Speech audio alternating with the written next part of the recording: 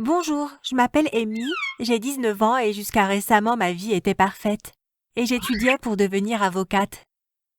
C'était le métier de mes rêves. Tout se passait comme je l'avais toujours voulu, jusqu'au jour où je suis tombée dans le coma et où je me suis réveillée, mariée à un étranger. Mais avant que je ne continue, assurez-vous que vous aimez, que vous vous abonnez et activez la cloche de notification pour ne plus manquer d'autres histoires folles. J'ai toujours voulu être avocate depuis que je suis toute petite. Vous voyez, mon père était avocat, c'était le meilleur père du monde. Je voulais être comme lui. Je regardais tous les programmes criminels à la télévision et je rêvais de me retrouver un jour dans cette salle d'audience, dans l'équipe du ministère public. J'ai été acceptée à l'université où mon père était allé. J'avais toujours tout prévu. J'ai adoré mes jours à l'université. J'y avais beaucoup d'amis et étudier était tellement amusant. J'ai adoré les conférences. Mes amis trouvaient amusant que j'assiste à toutes les conférences ou à tous les événements possibles. C'est comme ça que j'avais rencontré James. James était mon petit ami. Il était grand et beau et avait de grands yeux marrons. La nuit où j'ai rencontré James était une nuit froide et venteuse.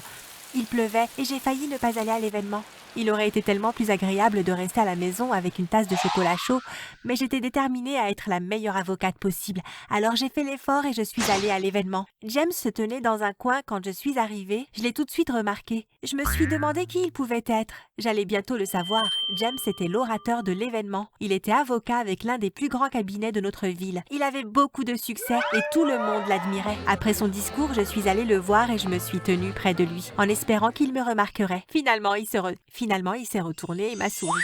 Mon cœur a fondu. Je me suis sentie renversée. Il s'est approché et s'est présenté. Nous nous sommes si bien entendus ce soir-là. Il m'a demandé mon numéro que je lui ai bien sûr donné. Le lendemain, James m'a appelé et m'a demandé de sortir avec lui. J'ai dit oui, bien sûr. Nous avons rapidement commencé à sortir ensemble régulièrement et James m'a demandé d'être sa petite amie. James était le petit ami parfait, enfin, presque parfait. La seule chose, c'est qu'il était un peu jaloux. Quand nous avons commencé à sortir ensemble, je trouvais que c'était mignon qu'il me veuille pour lui tout seul. Il n'aimait pas que je sorte avec mes amis. Parfois, je faisais un plan pour sortir avec mes amis, mais quand je le disais à James, il avait l'air tout blessé et disait « Oh, mais j'avais prévu que nous sortions pour un repas romantique. » J'annulais donc mes projets avec mes amis. Cela s'est produit plusieurs fois. Et si je sortais avec mes amis, James était jaloux, m'appelait tout le temps et se mettait en colère si je ne répondais pas au téléphone. La goutte d'eau qui a fait déborder le vase est arrivée un vendredi soir. James venait chez moi. Il avait sa propre clé, alors je lui ai dit que je le verrais là-bas, après avoir fini à l'université. Nos conférences se sont terminées tôt ce jour-là, alors j'étais impatiente de rentrer chez moi et de faire une surprise à James. J'ai ouvert la porte en silence et je suis entrée dans ma chambre. J'ai été choquée de voir que James était assis devant mon ordinateur. Il fouillait dans tous mes mails, vérifiait mes photos. J'avais toujours su que James était un peu jaloux, mais je ne pensais pas qu'il me ferait ça. « Qu'est-ce que tu fais ?» ai-je crié. James m'a regardée, effrayée. Je pouvais voir qu'il avait l'air coupable. Il savait que je l'avais pris en flagrant délit. « C'est ça, James, je n'en peux plus !» ai-je dit. « Je veux rompre avec toi !» James s'est mis à pleurer et à me demander pardon. « Je suis désolée, cela ne se reproduira plus jamais !» a-t-il dit. « C'est fini, James !» lui ai-je répondu. J'ai couru hors de la maison, mais il ne voulait pas me laisser partir. Il m'a poursuivi dans la rue. J'ai continué à regarder derrière moi par-dessus mon épaule, mais il ne voulait pas abandonner. Je n'ai pas vu ce qui était devant moi. Les ouvriers creusaient un grand trou au milieu de la rue. J'ai couru en avant et je me suis soudain sentie tomber. Je me suis cogné la tête avec un bruit sourd et c'est la dernière chose dont je me souviens. Je m'étais fait très mal. Je suis tombée dans un coma profond. On m'a emmenée à l'hôpital et on m'a branchée à un tas de machines différentes, toutes bipant et bourdonnant et faisant de leur mieux pour me garder en vie. Mes parents sont venus à l'hôpital. Maman pleurait et papa avait l'air malade et inquiet. Les médecins m'ont expliqué que j'étais dans le coma, que mon corps avait besoin de temps pour se réparer. Ils ne savaient pas si je me réveillerais un jour. James est venu à l'hôpital. Quand il a vu mes parents, il s'est mis à pleurer. Il leur a dit que nous avions été si heureux. En fait, il m'avait demandé en mariage ce soir-là et j'avais dit oui. Il a dit à mes parents qu'il voulait juste être mon mari. Mes parents étaient d'accord avec lui. Ils ont dit que si j'avais dit oui, ils donneraient leur bénédiction. C'est alors que James a élaboré son plan. Il a dit à mes parents qu'il avait entendu parler d'une personne qui se mariait avec l'amour de sa vie alors qu'ils étaient dans le coma. Maman avait l'air un peu surprise, mais papa, qui est avocat, a dit que oui, c'est possible. Alors ils ont commencé à faire des projets. Maman est sortie et m'a acheté une belle robe blanche. James est allé acheter les bagues. Le grand jour est arrivé.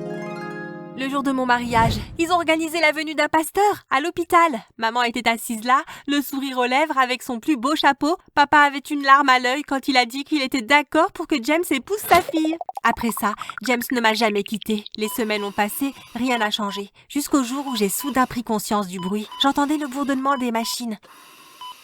J'ai cligné des yeux et j'ai levé la tête pour voir que j'étais entourée de médecins et d'infirmières qui souriaient. Ils semblaient tous si heureux de me voir. J'étais confuse. Où étais-je? Que se passait-il? J'ai essayé de m'asseoir, mais le médecin m'a dit « C'est bon, reposez-vous, vous êtes à l'hôpital.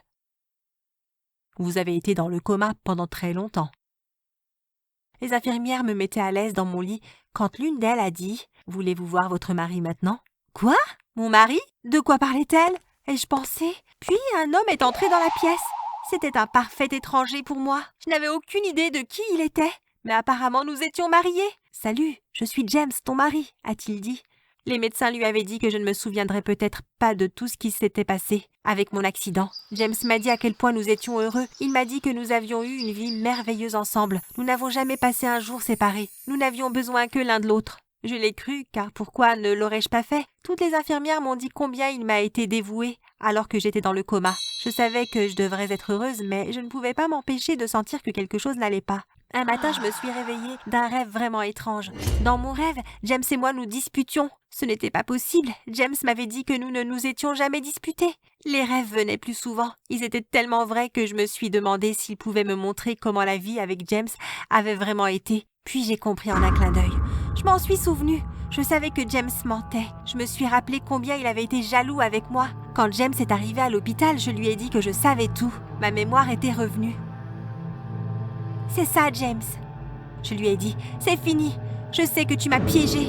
James s'est levé en colère. Tu es ma femme, dit-il en sifflant. Si tu en parles à quelqu'un, je dirai à tout le monde que tu as triché à tous tes examens d'avocat. Je leur dirai que je t'ai donné toutes les réponses parce que je suis l'un des meilleurs avocats de la ville. Je savais que c'était vrai, que je devais rester avec James ou que je perdrais la carrière dont j'avais toujours rêvé. J'ai quitté l'hôpital et je suis retournée à ma vie. Je voulais que James pense que j'avais accepté son accord. J'ai fait semblant que nous étions vraiment heureux ensemble, mais en secret, j'étais malheureuse à l'intérieur. Il fallait que je trouve un plan pour sortir de ce mariage. Mais que pouvais-je faire? James ne me laisserait jamais partir. J'ai décidé que je chercherais quelque chose à lui reprocher. Dès que j'en ai eu l'occasion, j'ai mis la main sur son téléphone et j'ai commencé à lire ses vieux messages. J'espérais trouver quelque chose que je pourrais utiliser contre lui, mais je ne m'attendais pas à découvrir la raison de sa jalousie. Il y avait beaucoup de messages d'une fille nommée Sarah. Les messages dataient tous d'avant ma rencontre avec James. Il y a eu des messages tous les jours. Pendant des mois et des mois, jusqu'à ce que tout d'un coup, il s'arrête. Sarah avait été l'amour de la vie de James, mais quelque chose avait mal tourné. Elle l'avait quitté et lui avait brisé le cœur. C'est pourquoi James a toujours été si jaloux avec moi. Il ne voulait pas avoir le cœur brisé à nouveau. J'ai commencé à imaginer un plan. Si seulement je pouvais réunir James et Sarah à nouveau, alors il me laisserait partir. J'ai cherché le profil de Sarah sur Facebook. Je savais qu'ils auraient des amis communs et il n'a pas fallu longtemps avant que je la trouve. J'ai commencé à suivre ses mouvements. J'avais besoin de savoir où elle traînait. J'ai remarqué qu'elle allait souvent dans une salle de gym près de chez moi. Je savais ce que j'avais à faire. Cet après-midi-là, je suis allée à la salle de sport et je me suis inscrite pour devenir membre. En fait, je détestais aller à la salle de sport, mais cela valait la peine de faire tous ces efforts. Je savais que Sarah allait toujours au gymnase le dimanche matin à 10h. Le dimanche suivant, j'ai préparé mon sac de sport et je suis partie au gymnase. Quand je suis arrivée à la salle, il n'y avait que quelques personnes dans la salle. J'ai tout de suite reconnu Sarah grâce à sa photo de profil. Je me suis assise sur la machine à côté d'elle et nous avons rapidement entamé une conversation. Nous avons tout de suite sympathisé. Je connaissais tellement bien Sarah grâce à sa page Facebook qu'il était facile de dire que nous aimions les mêmes choses. On devrait se retrouver pour dîner, ai-je suggéré. Je connais un très bon restaurant mexicain. Oh, j'adore la nourriture mexicaine, Sarah sourit. Pourquoi pas vendredi prochain à 8h, lui ai-je demandé. Parfait, on se voit là-bas, a-t-elle répondu. Vendredi matin est arrivé et comme je partais pour l'université, j'ai dit à James, j'ai une conférence en fin d'après-midi. Tu peux me retrouver au restaurant mexicain à 20h? Bien sûr, dit James. Tous les plans étaient en place, il fallait juste que j'arrive au restaurant un peu plus tôt pour pouvoir trouver une table dans un endroit calme pour voir ce qui se passait. Sarah est arrivée la première, elle s'est assise à une table au milieu de la salle et a commandé un verre. 5 minutes plus tard, j'ai vu James passer la porte. Il a regardé à travers la pièce et son visage s'est illuminé. Il avait vu Sarah. Au même moment, Sarah a levé les yeux et a vu James. On pouvait sentir l'amour dans l'air. Ils ont couru l'un vers l'autre, en souriant. « Tu m'as tellement manqué », disaient-ils tous les deux en même temps. J'ai su à ce moment-là que j'étais à nouveau libre. Sarah et James ont fini par se remettre ensemble et James m'a vite oubliée. Cela ne m'a pas dérangée et je suis maintenant libre de vivre ma vie. Et j'espère que je ne vais pas me marier à nouveau avec un étranger.